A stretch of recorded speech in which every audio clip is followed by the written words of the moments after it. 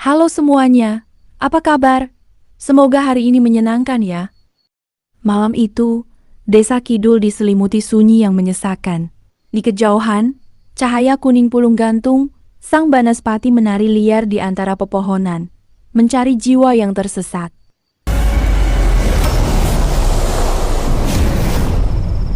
Di sebuah rumah sunyi, seorang wanita mengakhiri hidupnya, tergantung dengan wajah biru, menyimpan kengerian abadi. Karsidi, seorang lelaki misterius dari desa Kidul, tiba-tiba menghubungi Rian. Ia mengabarkan bahwa Prasetyo, ayah Rian, ditemukan meregang nyawa di atas pohon keramat. Sebelum ajal menjemput, sang ayah meninggalkan wasiat berupa sebuah kotak kayu terkunci.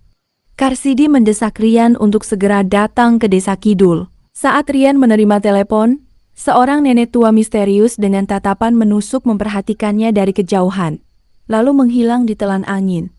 Rian menyampaikan kabar duka itu kepada ibunya, Marlina. Sang ibu melarangnya pergi ke desa Kidul, namun tanpa alasan yang jelas. Rian, yang keras kepala seperti ayahnya, mengabaikan larangan itu. Tanpa pamit, ia berangkat ke desa Kidul bersama kekasihnya, Alana, sahabat Alana, Elsa, dan saudaranya Ben. Di tengah perjalanan, teror dimulai. Nenek misterius itu tiba-tiba muncul di antara Alana dan Elsa, membuat bulu kuduk mereka meremang.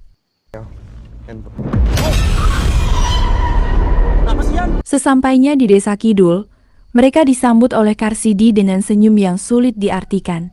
Karsidi menjelaskan bahwa pulung gantung adalah makhluk gaib, iblis berwujud bola api yang haus akan nyawa. Di rumah mendiang ayahnya, Alana melihat bayangan mengerikan seorang wanita tergantung, membuatnya histeris dan ingin segera pergi. Namun, Rian bersikeras untuk mencari kotak wasiat itu.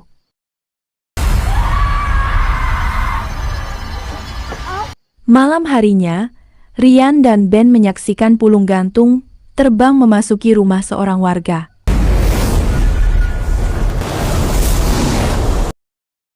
Teror berulang. Seorang wanita dengan mata putih kosong membawa tali dan berbisik, "Aku arep ngendat." "Aku arep ngendat. Aku arep ngendat." Suaminya tak berdaya. Istrinya dirasuki iblis jahat. Wanita itu ditemukan tewas tergantung di pohon. Warga desa mengevakuasi jasadnya. Namun anehnya, jasad itu tiba-tiba menoleh. Pertanda akan ada korban berikutnya.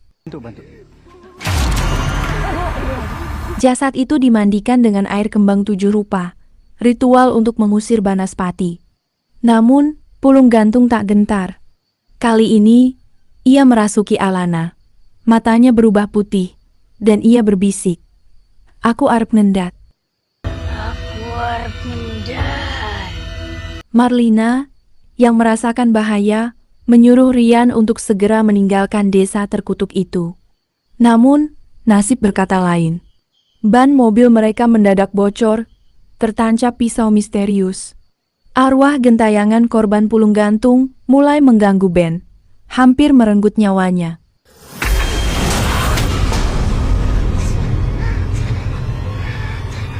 Elsa pun tak luput dari teror. Penampakan iblis itu terlihat jelas di cermin. Iblis itu berusaha mengambil alih jiwa Alana, memaksanya mengakhiri hidup di pohon. Beruntung, Rian sigap menangkapnya, dan Ben memotong tali itu tepat waktu. Alana selamat.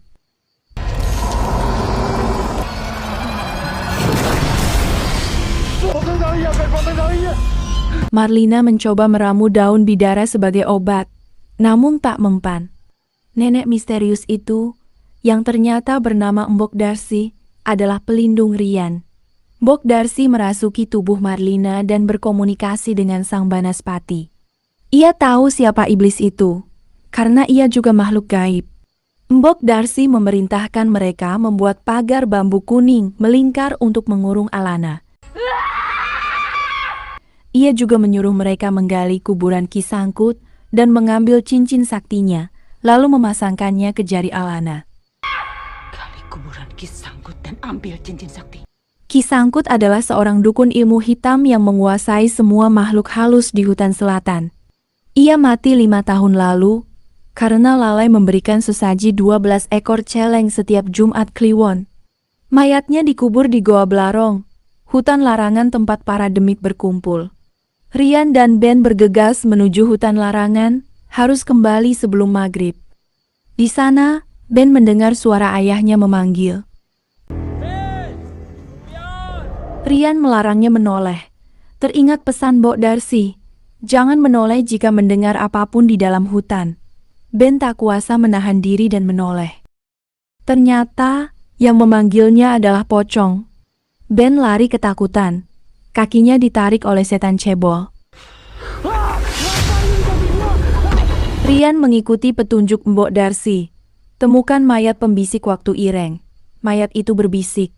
Gali kuburan itu dengan tangan berdarah. Gali kuburan itu dengan tangan berdarah. Beruntung, Ben selamat dan kembali ke Rian.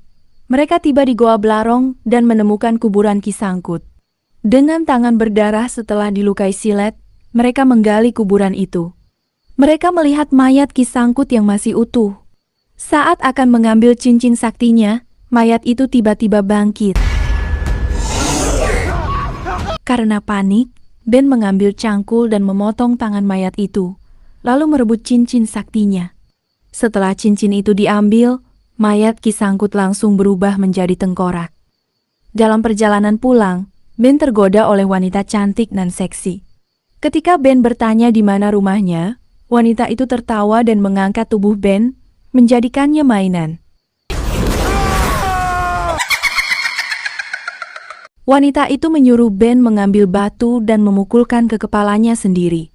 Untungnya, Rian datang tepat waktu dan membaca doa. Wanita setan itu menghilang, dan Ben terbebas dari sihirnya. Di rumah, Alana menderita menunggu cincin sakti itu dipasangkan di jarinya.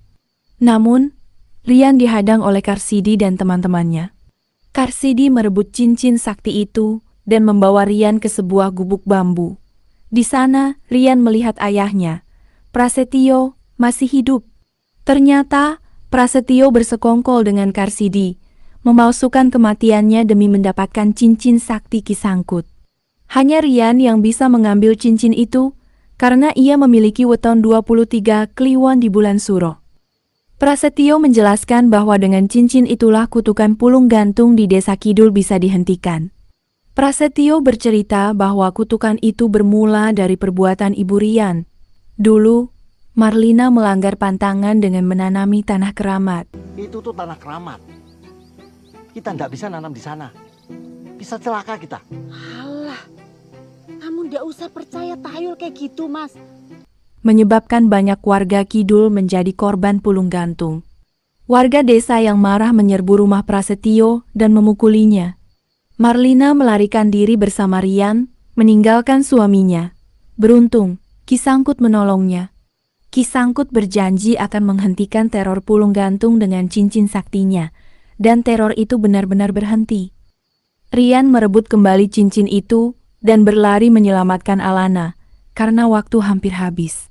Saking terburu-burunya, ia menabrak seorang kakek pencari rumput.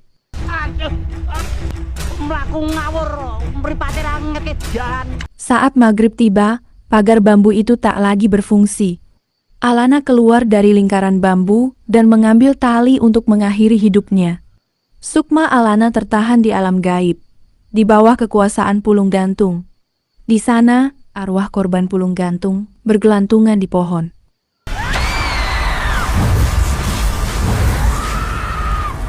Mbok Darcy menyuruh Rian memasangkan cincin itu di jari Alana, karena Alana hanya punya waktu 2 jam. Namun, Prasetyo merebut cincin itu dan memakainya. Ia membaca mantra untuk memanggil setan pocong. Ya Bada, ya Badi.